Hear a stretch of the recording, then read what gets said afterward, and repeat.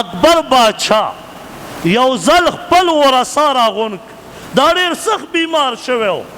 دته پته وه چې دا زما بیماري داسې خطرناکه ده شاید چې زه ژوندی ونه پایېږم ډېرې مودې پورې.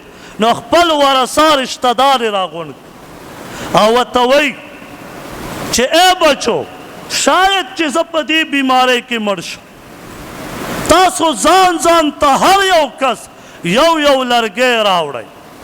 کم او بیش 40 یا 50 کسانو ځان ته یې لرګی راوړه.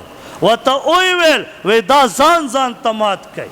نو ټولو خپل لرګی هغه لرګی په خپله هر چا په اسانتیا سره مات کړ.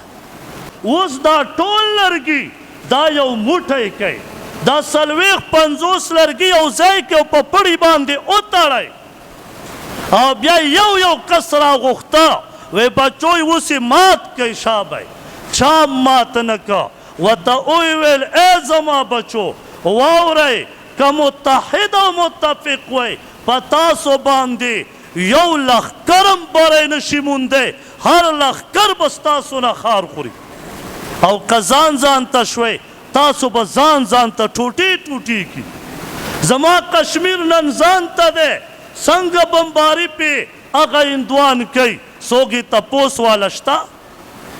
زما فلسطین نن ځان ته دی هغه عرب چې په دې باندې به مونږ فخر کوو چې دا د جهاد زلمیان دي.